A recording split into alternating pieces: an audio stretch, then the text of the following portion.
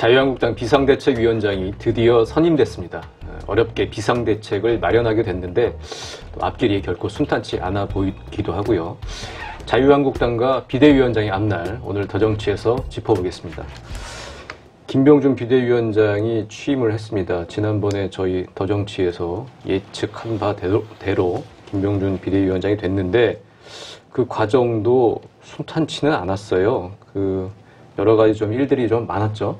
한 5번의 회의를 거쳐서 비대위원장 후보들을 추렸는데요. 그 과정에서 여러 가지 잡음이 많았습니다. 네. 우선 36명의 후보군이 외부에 노출되면서 그 가운데 최장집 고려대 명예교수나 이정미 전 대법관 혹은 도올 김용옥 선생 등이 포함되면서 이들이 또 모두 고사 의지를 밝히면서 네. 준비위원회 그리고 자유한국당이 희화화가 되기도 했는데요.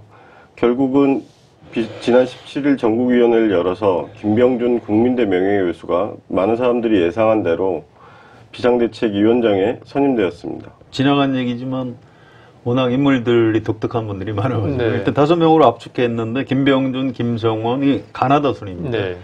박찬종, 이용구, 전인경 이렇게 5분인데 이 명단이 딱 뜨는 순간 김병준 교수가 되겠구나라고 예측한 사람들이 많았습니다. 네. 안상수 위원장이 아마 박찬종 전 의원을 좀 하고 싶었던 거죠. 네. 의원들한테 전화해서 박찬종을 좀 밀어달라 이런 취지로 얘기했다가 이제 그걸 의원들이 아예 폭로를 해버리는 바람에 안상수 위원장이 좀 약간 망신만 당하고 넘어갔죠. 안상수 위원장이 46년생이니까 우리 나이로 72세입니다. 네, 상당히 나이가 많네요. 박찬종 전 의원은 더 많으세요. 39년생입니다. 그러니까 79세죠. 예.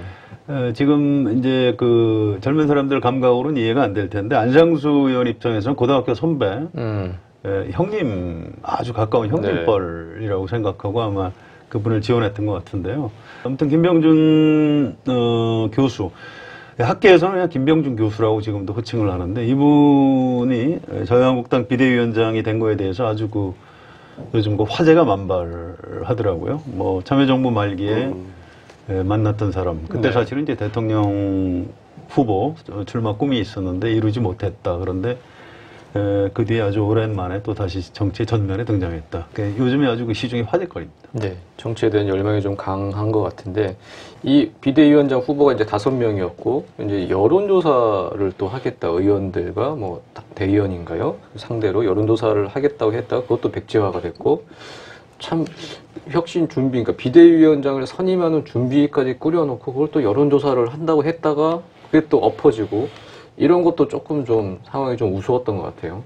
그 우여곡절이 현재 자유한국당의 상황을 보여준다고 생각하는데요.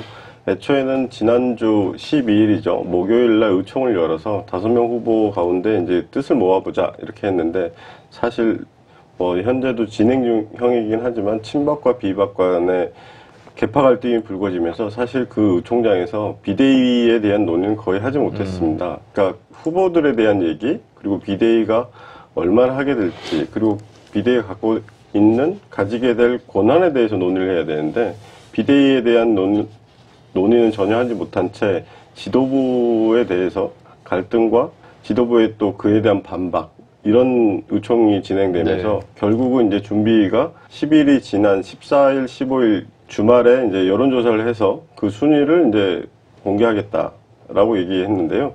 결국 이번에 다시 그 5명 후보 중에서 중앙대 전 총장 출신인 이용규 당무감사위원장이 이제 그 여론조사에 따라서 이제 어쨌든 간에 그 결과가 오픈되면 아무래도 개인적인 그 실력이나 사회적 신뢰의 정도를 보여준다고 판단한 것인지는 모르겠지만 어쨌든 그 여론조사에 반대 의사를 밝혔고요. 그러면서 이제 후보 사퇴까지 이제 얘기를 했고 결국 이제 후보는 나머지 4명만 됐고 여론조사는 못하게 되면서 지난 월요일 날 열린 의총에서 의원들이 투표를 했고 이 투표에도 그 한국당 의원이 지금 정확하게 113명인데 의총에 참석한 의원 가운데서도 일부는 투표에 참여하지 않았습니다. 투표 결과에 따라서 김성태 당대표 권한대행이 김병준 국민대 명예교수를 비상위원장으로 이제 최종 후보를 정하고 그 다음날 이제 전국위원회에서 추인하게 된 과정입니다.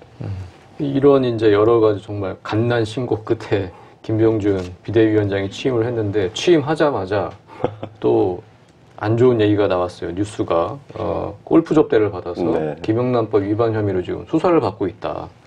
이게 지금 불거졌죠? 네. 그 17일 날 바로 저녁에 터진 뉴스인데요. 네. 김병준 교수가 지난해 교수 시절인, 그때는 명예교수도 아니었고 실제로 교수였습니다만, 네. 강원랜드에서 이제 당시 함승희 대표로부터 초청을 받아서 골프 접대를 받았다는 의혹인데요. 당시 강원랜드는 이제 골프 대회를 앞두고 프로암 대회를 열었는데 네. 그중에 한 20명을 초청했습니다. 그 20명 가운데 한 명이 김병준 교수인데요. 강원랜드는 문제는 이 행사를 앞두고 법무법인을 통해서 그 김영란법의 위반 여부를 따졌는데요. 실제로 법무법인에서는 위반될 수 있다라는 해석을 나왔는데도 강행을 했습니다. 네. 그리고 실제로 강원랜드에서 비용으로 118만 원을 지불한 걸로 돼 있는데요. 1인당. 네. 그렇게 되면 김영란법 위반이고, 물론 김병준 교수는 수사 결과를 좀 두고 보자 이런 입장이긴 한데, 앞으로도 비대위원장이 수사 대상에 올라서 조사를 받는 포토라인에 서는 모습이 연출될지도 몰라서 한국당 안에서는 참 되는 것이 없다라는 반응이 나오기도 합니다. 네. 또 자유한국당 일각에서는 이게 문재인 정부의 또 문재인 정부 그렇죠. 경찰의 고도의 정치 공작 아니냐. 네. 뭐 이런 주장을 하고 있습니다. 이게 뭐 다 알고 있었을 텐데 비대위원장으로 선임되자마자 이걸 언론에 흘렸다 이렇게 반발하고 있는데 뭐 진상은 좀 알기가 어렵죠. 아무튼 이 프로암 대회에 대해서 일반인들이 잘 모르실 가능성이 있는데 좀 어떤 명사들을 초청해서 이제 골프 주최 측에서 좀 흥행을 시키고 뭐 이제 이런 뭐 접대성이 아주 없다고 할 수는 없는데 자격 깊지 못했던 것 같습니다. 본인이 이제 그 전에 이미 박근혜 정부 때 국무총리 지명도 받았었고요. 그런 분이고 이제 김영란법이라는 게 살아있는 현행법인데 그 위반될 소지가 있다 그러면 아예 안 가는 게 맞는 거죠. 아무리 골프를 좋아했어도 그 대가를 지금 좀 약간 치르고 있는 것 같은데요. 뭐 이것 때문에 설마 뭐 비대위원장이 낙마하겠느냐, 뭐 대략 그렇게 보는 시각들이 많은 것 같습니다. 네. 뭐 자유한국당 내부에 어떤 뭐 도덕적인 또 기준이 또 있을 테니까요. 예, 뭐 별 문제 없을 겁니다. 평균적으로 보면 지금 결국은 이런 내홍 끝에 비대위가 이제 위원장이 선임이 되고 곧 이제 비대위까지 꾸려지게 됐습니다.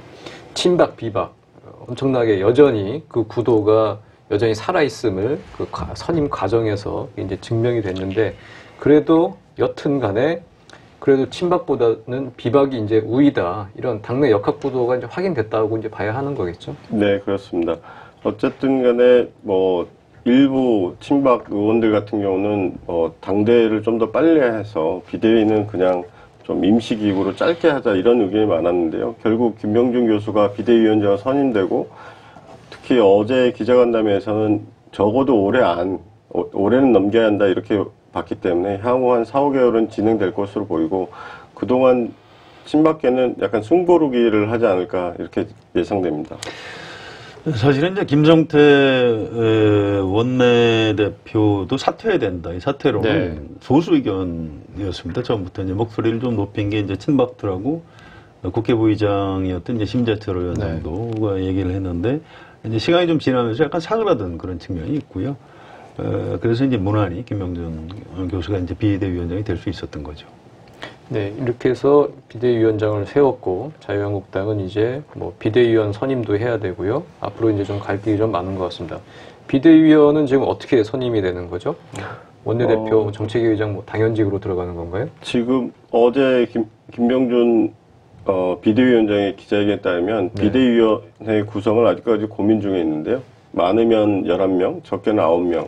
그리고 지금 현재 원내대표와 정책위 의장은 당연직이고, 그다음에 이제 초대선 의원 한 분씩 이제 모시겠다 이렇게 했으니까 5명이고, 나머지 4명이 이제 일반인들로 구성될 것 같은데, 연령이나 성별 그리고 이제 전문성을 따져서 외부에서 모셔오겠다 이렇게 얘기한 상태고, 24일 열리는 상임정국위원회에서 그 전체 구성원들이 공개될 것으로 보입니다. 비대위원 구성하고 이제 지금 당의 사무총장도 없죠? 네. 네, 사무총장 구성을 하고 이제 당의 모습을 갖춰나가야 될 겁니다. 이게 말이 비상대책위원회지 내년에 1, 2월쯤 전당대회를 하게 되면 지금부터 한 6개월을 가야 되는 정당의 모습을 갖춰야 됩니다. 그래서 이제 사무총장하고 지금 다른 당직도 아마 비어있는 데가 많은 걸로 알고 있는데요. 그런 것들로 아마 채워나가지 않을까 이렇게 생각이 되고요. 좀 크게 보면 이건 당내만 볼 거는 아닌 것 같고요. 자유한국당을 포함해서 이제 우리나라 이제 지금부터 하반기 전국 전체를 좀 볼 필요가 있을 겁니다. 홍준표 전 대표가 정계 은퇴한 게 아닙니다. 네.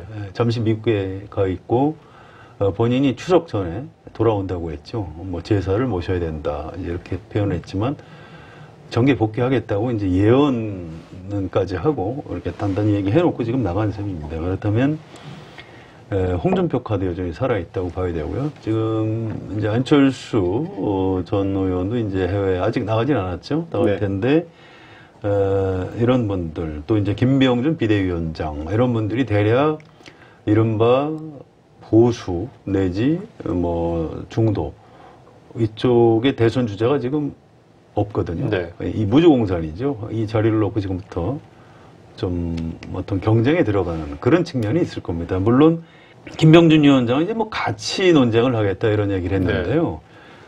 그래서 뭐 자유와 공정 이런 얘기도 하고 그랬죠. 그런데 이 정당이라는 거는 그 학계가 아닙니다. 거기서 같이 논쟁만 영원히 할 수 없는 거고요. 결국은 어떤 사람이 리더십을 형성을 해서 이 정당을 이끌고 갈 것이냐 이 부분을 봐야 되는데 좀 크게 보면 김병준 비대위원장 포함해서 여러 대선 주자급 정치인들이 지금부터 장기 레이스에 들어갔다. 뭐 이렇게 볼 필요도 있는 것 같습니다. 네. 뭐 필요하면 인적 청산도 하겠다 뭐 이런 얘기도 한 것 같은데. 네, 새로운 당을 혁신하는 과정에서 가치를 정립하겠고 이 가치에 맞지 않는 분들은 이제 불가피하게 인적 청산을 하겠다고 밝혔는데요. 어제 바로 당장 그 여의도 연구원 원장은 이제 불가피하게 이제 다른 분으로 원장이죠. 하겠다 이렇게 밝혔는데요. 여의도 연구원이 어떻게 보면 이제 자유한국당의 과거로부터 이어져 온 상당한 중요한 역할을 한 싱크탱크라고 볼 수 있는데요. 그 원장을 교체하고 그리고 이제 선임을 김병준 위원장이 이제 하게 되는데 아무래도 그 위원장과 친소관계 혹은 이제 자기 철학과 맞는 분이 와서 아무래도 그 과정에서 철학이 세워지고 또 그 철학에 따라서 인적 청산이 이루어질 가능성이 크다고 봅니다. 대학 교수가 사실 칼잡이는 아니거든요. 네. 그래서 인적 청산에 너무 많은 걸 기대하지 않는 게 좋을 것 같고요. 당내 역학구도상 지금 누구를 당협위원장 교체하기가 쉽지가 않습니다. 당사자가 얼마나 반발하겠습니까? 결국은 인적 청산의 몫은 김병준 위원장이 할 일은 아닌 것 같고요. 다음 전당대회를 통해서 당권을 잡는 사람이 해야 될 일 아닌가 그렇게 예상이 됩니다. 네. 그리고 이제 비대위 체제에서 자유한국당은 혁신, 쇄신, 어쨌든 국민들한테 잘 보여야 하는 우리가 정말로 바뀌고 있다. 그걸 보여주는 게 필요한데 20대 후반기 국회 구성을 보면 또 여러 가지 좀 문제가 좀 있는 것 같아요. 상임위원장이나 상임위 배치 과정에서 재척 사유가 있는 사람들이 엉뚱하게 예를 들면 정자법 재판 중인 이완영 의원이 법사위에 배치를 된다든지 이런 게 또 좀 문제가 됐죠. 이번 상임위원 배치 관련해서 자유한국당이 유달리 그런 양상을 많이 보이고 있는데요. 네. 대표적인 예가 말씀하신 이완영 의원을 비롯해서 염동열, 홍문종 의원 등이 있습니다. 이분들은 모두 재판을 받고 있거나 아니면 재판을 받을 예정인데요. 문제는 그분들의 상임위원 소속이 재판 범죄 혐의와 연관이 있다는 겁니다. 이완영 의원 같은 경우는 지금 2심 재판, 1심에서 의원 상실형에 해당되는 판결을 받았는데 2심을 이제 조만간 열릴 텐데 지금 법사위원회 갔고 염동열 의원 역시 강원랜드 채용 비리로 검찰이 기소한 상태인데요. 네. 그럼에도 불구하고 강원랜드 감사나 이런 권한을 갖고 있는 문화체육관광위원회에 됐고 네. 사학이 비리와 연루돼 있는 홍문종 의원 역시 교육위원회에 배정이 돼서 논란을 낳고 있습니다.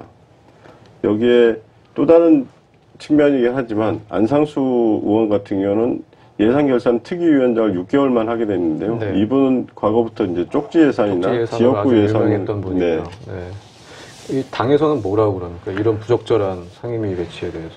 한국당 의원이 113명인데요. 네. 이 모든 개인 의원들의 사정이나 특히 예를 들면 이제 농해수위 같은 경우는 지역에 있는 의원들이 모두 가고 싶어하는 곳이고 경쟁률이 되게 심했습니다. 그래서 약 2대1이 좀 넘는 수준인데요. 이런 것들 배려하다 보니까 어쩔 수 없었다. 특히 이제 마지막에 덧붙인 말이 더 웃겼는데요. 그러니까 범죄로 수사를 받고 있거나 재판을 예정된 의원이 한 10명 정도 된대요. 네. 그러니까 이분 외에도 다른 분들이 있는데 이 재판까지 다 고려하면 10분의 재판까지 고려하면 상임위 배치가 쉽지 않았다 이런 거죠. 불가능하다 그러니까 뭐 이런 아예 얘기네요. 이제 그래서 이제 고려를 안 했다 이런 취지의 얘기입니다. 네. 기준이 좀 다르다고 보시면 될 겁니다. 원래 이제 지금만 그런 게 아니고요. 과거에 민자당 시절, 한나라당 시절부터도 일반 국민 시선을 별로 의식하지 않고 그 의원의 어떤 그 편의를 좀 봐주는 상위 배치 계속해온 전통이 있고요. 촉지의 선거도 이제 언론에서는 비판하고 하지만 당사자는 언론에서 비판하면 굉장히 좋아합니다. 저희가 그래서 공유를 했는데 그 공유한 기사에 안상수 의원이 좋아요를 그렇습니다. 네. 그러니까 지역에 가면 오히려 내가 이렇게 언론의 비판을 받아가면서까지 우리 지역 예산을 챙겨왔다. 네. 이제 이렇게 정치인이라는 게 이제 본래 좀 그런 측면이 있습니다만 아무튼 전체 국민을 상대로 명분을 놓치면 안 되는데 그런 면에서 이제 자유한국당이 전통적으로 약간 좀 기준이 다르다. 뭐 이렇게 생각할 필요도 있을 것 같습니다. 네. 그렇습니다. 엊그제 국회 안마당에서 재헌절 70주년 기념 열리는 음악회 녹화가 있었습니다. 그 자리에서 그 노래하던 DJ DOC가 예나 지금이나 정치하는 사람들은 변한 게 별로 없다. 자유한국당 계속 정신 못 차렸으면 좋겠다고 말해서 화제가 됐는데요. 지금 이 순간 자유한국당을 바라보는 국민들의 솔직한 심정이겠죠. 타인의 시선, 국민의 시선을 정확하게 직시하는 자유한국당이 됐으면 좋겠습니다. 더정치 오늘 여기까지입니다. 감사합니다.